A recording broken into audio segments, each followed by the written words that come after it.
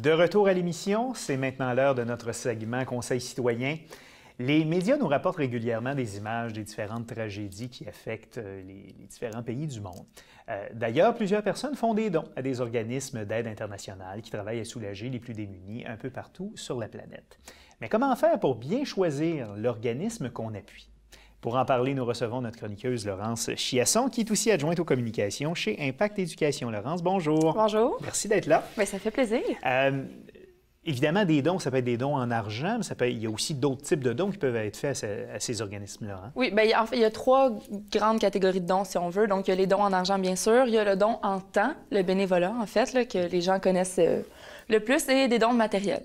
Voilà, donc comme on se souvient, par exemple, lorsqu'il y a eu la catastrophe, le tremblement de terre en Haïti, il y a beaucoup de gens au Québec qui ont donné donc de la marchandise pour soulager les Haïtiens. On va s'attarder pour votre chronique à l'aspect de dons monétaires, parce que c'est là que ça fait peut-être le plus mal si l'argent ne se rend pas à destination, à tout le moins pour notre portefeuille, puis c'est là que c'est peut-être le plus désagréable aussi.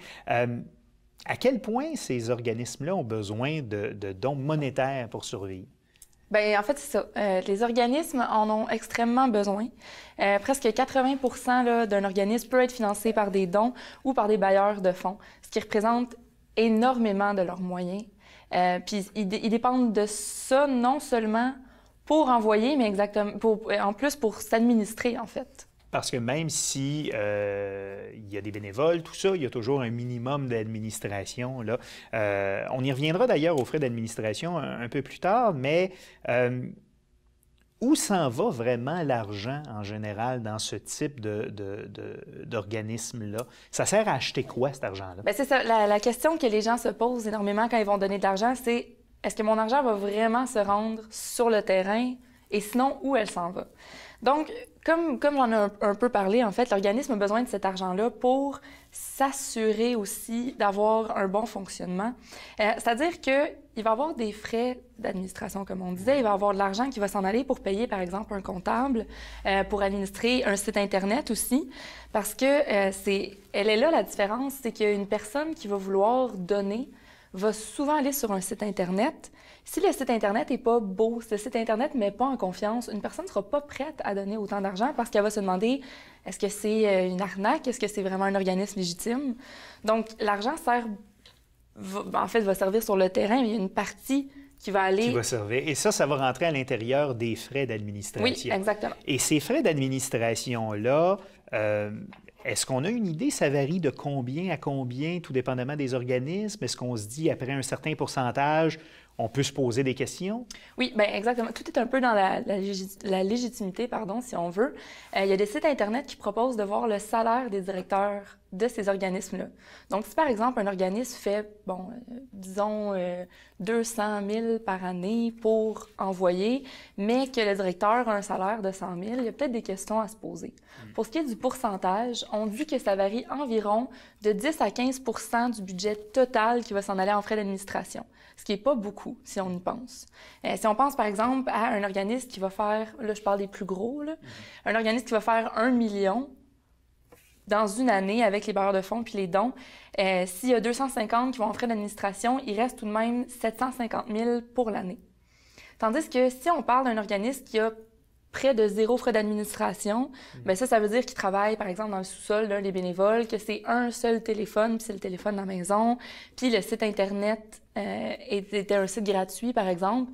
Ça revient un peu à dire ce que je disais, que l'organisme, même s'il a les plus belles valeurs du monde, a peut-être pas l'air autant légitime, autant préparé, avec autant d'impact aux yeux de la communauté. Ça nuit un peu à l'image de professionnalisme. Par contre, ce qui ne veut pas dire que ces organismes-là ne font pas un bon travail. Absolument pas. À ce moment-là, c'est vraiment juste une question de perception. Donc, il y a un site, vous dites, où ces informations-là sont indiquées, donc le salaire des dirigeants des organismes. Habituellement aussi, j'imagine, les rapports annuels de ces organismes-là sont publics, donc on peut savoir c'est quoi le pourcentage de frais d'administration. Exactement. En fait, c'est obligatoire lorsqu'on est un organisme enregistré d'avoir un rapport annuel qui est fourni très souvent sur leur site Internet. Puis ils sont obligés. Il n'y a aucune loi qui les force à dire, par exemple, de votre 50 $ il y a tant qui s'en va en frais d'administration. Bien que plusieurs le font. Parce exactement, que exactement. C'est du marketing aussi. Mais ils le savent ouais. qu'ils doivent être transparents, sinon ça n'encourage pas les gens. Donc, il suffit de communiquer avec eux directement, puis de poser la question. Okay. Est-ce qu'il y a une loi qui force les organismes à dévoiler la manière dont les dons sont utilisés? Non, comme je dis, il n'y a aucune loi qui force à dire soit combien du pourcentage y va, soit combien du don. Mais le rapport dont on parlait est obligé de détailler les activités de l'année. OK. Donc, le budget qui a été fait, puis où ça a été dans le monde, puis pour quel projet, pour quelle activité. Donc, il n'y a pas de loi qui force l'organisme à qui vous donnez de l'argent. Il n'y a pas de loi qui les oblige à vous communiquer ces informations-là. Mais d'un autre côté, si un organisme refuse de vous les communiquer, bien, posez-vous peut-être la question exactement. de peut-être pas mettre de l'argent dans cet organisme-là. Il y a une autre chose qui est bonne à savoir aussi, oui. c'est que chaque don peut être crédité d'impôt. Donc, vous pouvez recevoir de l'argent après votre don si vous avez un reçu officiel de l'organisme et si c'est un organisme qui est enregistré.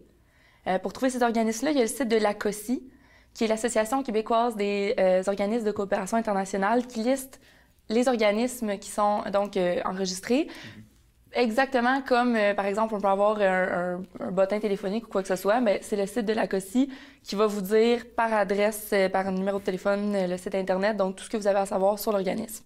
Puis, sur le site de Revenu Québec, vous avez une section organismes et dons, je crois, ou bienfaisance et dons. Puis ça explique justement comment recevoir un retour d'impôt sur ce qu'on a donné. Donc, voilà. Si ça peut encourager.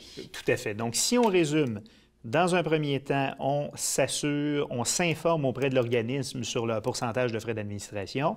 On demande à voir leurs états financiers, leur rapport d'activité. On vérifie s'ils sont membres de l'ACOSI et s'ils sont enregistrés comme organisme de bienfaisance. Et à partir de ce moment-là, on a déjà... C'est plus sécuritaire que de donner de l'argent. Exactement. Il suffit de voir si l'organisme va avec nos valeurs ou si l'organisme s'implique dans un problème qui nous tient à cœur.